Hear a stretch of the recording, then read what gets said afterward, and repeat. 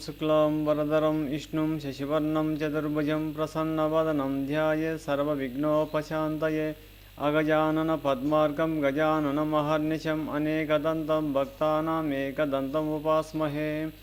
ॐ अखण्डब्रह्मचर्याय सुज्ञानाम्बुधिविहारिणे श्रीमहादेवस्वरूपाय नमो प्रेमानन्दसद्गुरुम्।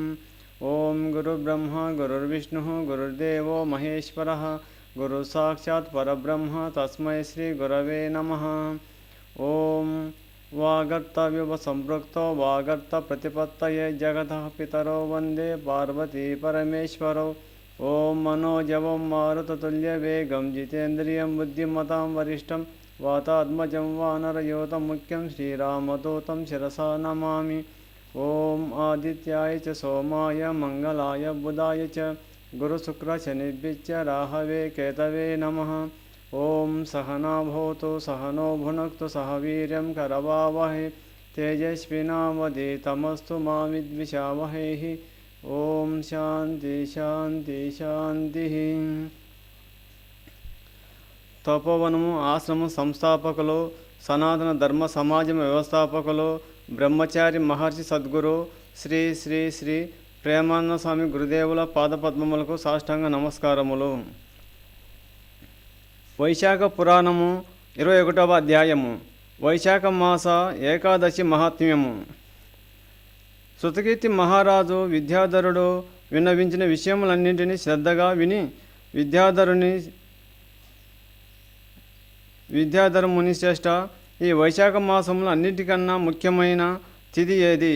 పితృదేవతలకు శ్రాద్ధకర్మలు ఏ తిథిలో చేసినచో పితృదేవతలు శాంతి నొందగలరు ఇత్యాది విషయములను చెప్పవలసిందిగా కోరుచున్నాను అన్నాడు.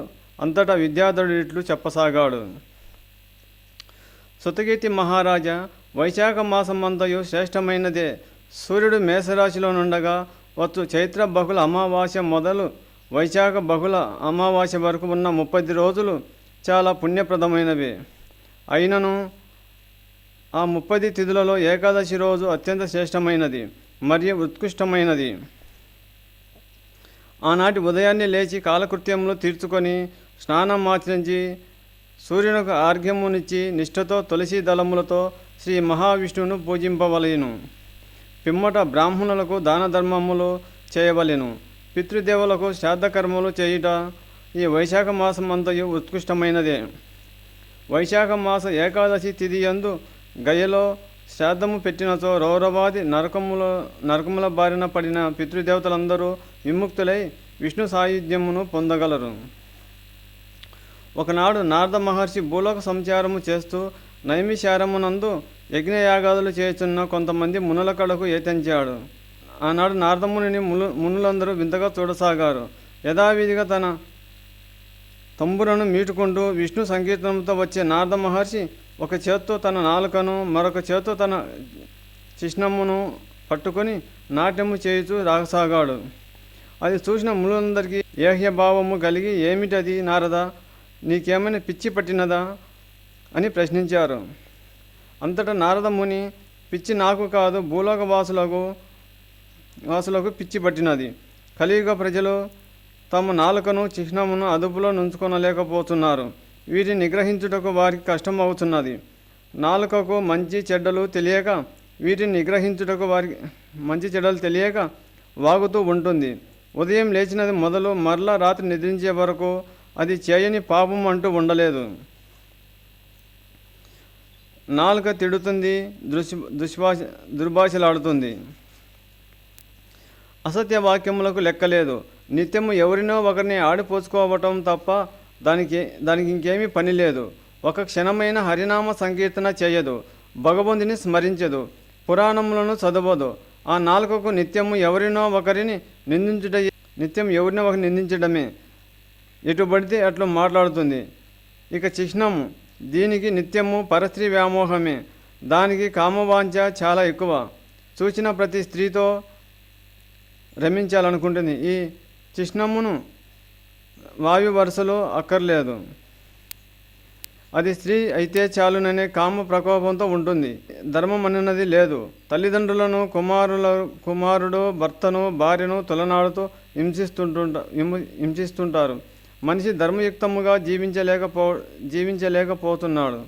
ప్రతిదీ వ్యామోహమే. చిన్న పెద్ద అనే తారతమ్యము లేదు.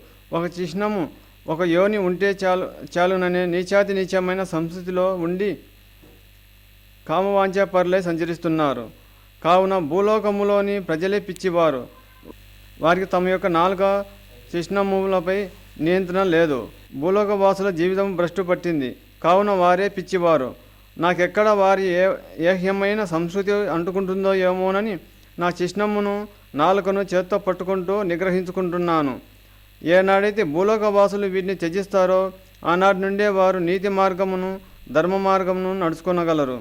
ఆనాడే ఆధ్యాత్మిక చింతన అలబడి వారు సిరి సంపదలతో తులతూగగలరు. ఇదంతయు సూక్ష్మముగా వివరించాలంటే ఇంద్రియ నిగ్రహము కలవారే భగవంతుని మెప్పించగలరు.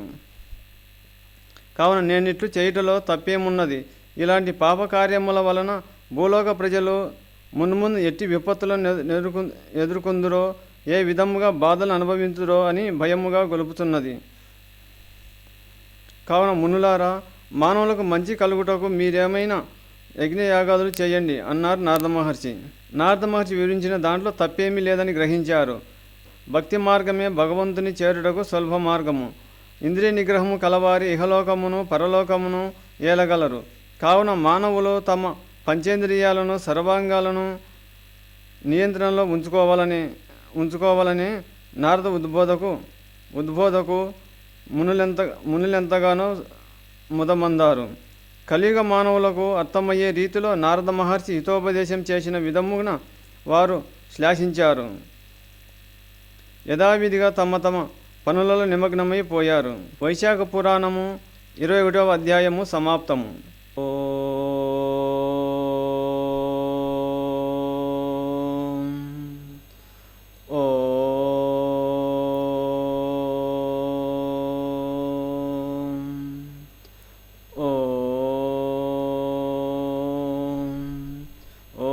सहना भवतु सहनौ भुनक्तु सह वीर्यं करवावहै तेजस्विनावधीतमस्तु मा विद्विषावहै। ओम शांति शांति शांति।